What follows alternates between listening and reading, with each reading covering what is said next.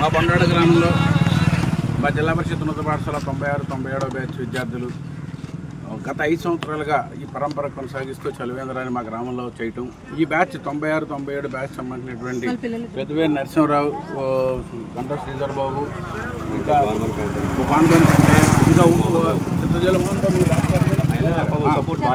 సపోర్టరే అలాగే ఇక్కడ దేవి, లక్ష్మి వీళ్ళందరూ కూడా ఈ బ్యాచ్లో ఉన్నటువంటి విద్యార్థులు.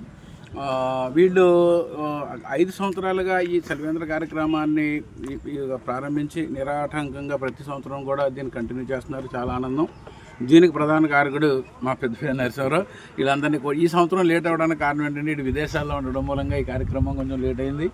అయినప్పటికీ ఈ కార్యక్రమం కొనసాగించాలి సార్ అని 2 రోజుల క్రితం నాకు ఫోన్ చేసి నేను వస్తున్నాను సార్, మళ్ళీ మొదలు పెడదాం, లేట్ అయిపోయింది ఈ సంవత్సరం అని చెప్పడం నాకు చాలా ఆనందం అనిపించింది. మళ్ళీ ఇంతేకాకుండా మాకు చాలా ఆనందంగా ఉండేటువంటి విషయం ఏంటంటే ఈ బ్యాచ్ తరపున విద్యార్థులు కరోనాలో చాలా అద్భుతమైనటువంటి సహకారం ఆ ఎఫెక్టెడ్ కానీ లేకపోతే లేబర్ కానీ అందించడం జరిగింది.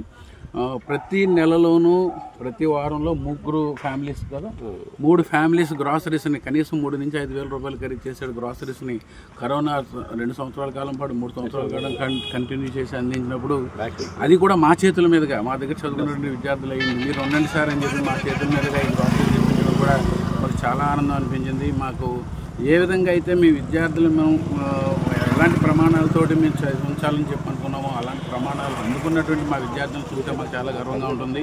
ఈ బ్యాచే కాదు, మాకు మొట్టమొదటి నుంచి కూడా బొండాడ పాఠశాలలో గ్రామంలో హై స్కూల్ ఏర్పాటు నుంచి కూడా 90 సంవత్సరంలో హై స్కూల్ అయ్యింది. 92-93 పిల్లలు 10వ తరగతి బయటకు వెళ్ళారు.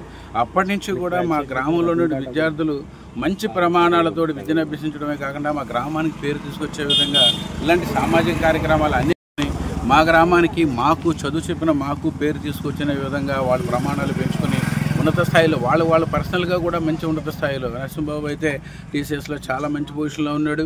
అలాగే చాలామంది ఆ బ్యాచ్ల విద్యార్థులందరూ కూడా మంచి ఉన్నత ప్రమాణాలతోటి వాళ్ళ జీవితాన్ని కొనసాగి మా గ్రామానికి పేరు తెస్తూ ఇంకా మంచి కార్యక్రమాలు భవిష్యత్తులో చేపట్టాలని కోరుకుంటూ మరి ఇలాంటి కార్యక్రమం చేపడుతున్నటువంటి మా విద్యార్థులు వాళ్ళకి కూడా మంచి ఉన్నతమైనటువంటి భవిష్యత్తు ఉండాలని చెప్పి కోరుకుంటూ ఇలాంటి సామాజిక కార్యక్రమాలు మరికొన్ని కొనసాగించాలని చెప్పి అలాగే ఇంకా ఈ బ్యాచ్లో మూర్తిరాజు, సుబ్బరాజు ఇంకా పేర్లు చాలామంది ఉన్నారు. ఇక్కడ ఉన్నటువంటి దేవి, లక్ష్మి కాకుండా మురళి, ప్రసూన కప్పగంతుల ప్రసూన, ఆ తర్వాత మూర్తిరాజు, మన సుబ్బరాజు, ఇంకా శేషమణి, అమరావతి వీళ్ళందరూ కూడా అందరూ సహకారం అనమాట. ఇందులో ఈ బ్యాచ్లో అందరూ కూడా ఈ కార్యక్రమం చేస్తున్నామని చెప్పినప్పుడు అందరూ చాలా సహకరించి, అలాగే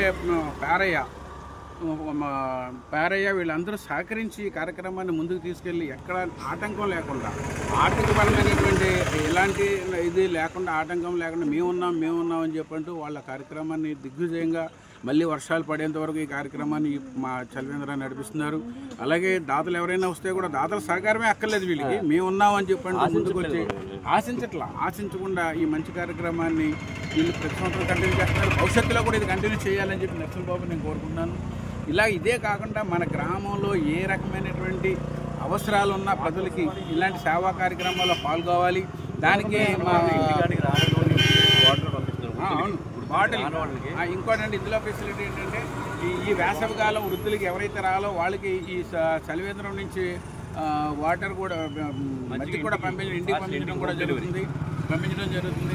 అలాగే సేవా కార్యక్రమాల్లో బావగారు మా 7 గంటల గారికి కూడా సహకారం తీసుకుంటూ మా వాళ్ళు ఆయన అడ్వైజర్గా ఉంటారు. మాకు తీసుకుంటూ ఎలాంటి కార్యక్రమాల సహకారం మనకు అవసరమైనా మీరు చెప్పండి సార్, మా విద్యార్థులు ఉంటారు, అలాగే నేను ఉంటాను. అది ఎంత మన గ్రామానికి చేసుకుంటున్నాం, ఇది మనకు గర్వకారణంగా ఉంటుంది. పెద్ద విషయం కాదు. ఖచ్చితంగా వీళ్ళందరి సహకారం నేను తీసుకుంటాను. నా వెనకాల నేను కూడా సహకరిస్తాను.